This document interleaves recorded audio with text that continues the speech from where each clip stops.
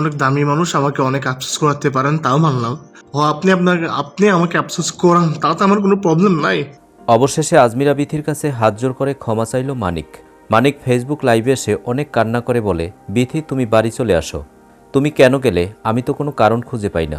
আর তুমি আমার নামে মানুষের কাছে বদনাম করো না, আমাকে আর ছোট করো না। দর্শক চলুন মানিকের সেই কথাগুলো শুনে আসি। কিন্তু দোহাই লাগে, রিকোয়েস্ট লাগে, আপনি এত বড় একটা মিথ্যা বেলেমগুলো মিথ্যে কথা বলে সাজায় গুছে অভিনয় করে বলেন না। আপনার মান সম্মান আমার জীবনটা নষ্ট করেন না। আপনি চলে গেছেন, আমি থাকার জন্য আপনাকে নিয়ে আসছিলাম, কিন্তু আপনি প্ল্যান করে চলে গেছেন। আপনি কেন গেছেন, কোন কারণে গেছেন, সেটা একমাত্র উপর আল্লাহ জানে। আপনি চলে গেছেন, আপনি ভালোভাবে থাকেন না। আমি তো আপনার লাইফে ডিস্টার্ব করতেছি না, আমি দয়া করে আমাকে মাফ করে দেন। এত মিথ্যা কথা বলেন না আপনি, আমার সম্মান নিয়ে আপনি নষ্ট করেন না।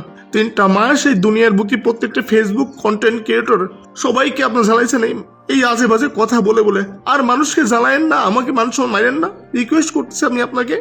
দর্শক কেমন লাগলো আজকের ভিডিওটি অবশ্যই কমেন্ট করে জানিয়ে দিন। আর ভিডিওটি যদি ভালো লাগে আমাদের চ্যানেলটি সাবস্ক্রাইব করে আমাদের পাশে থাকুন। ধন্যবাদ।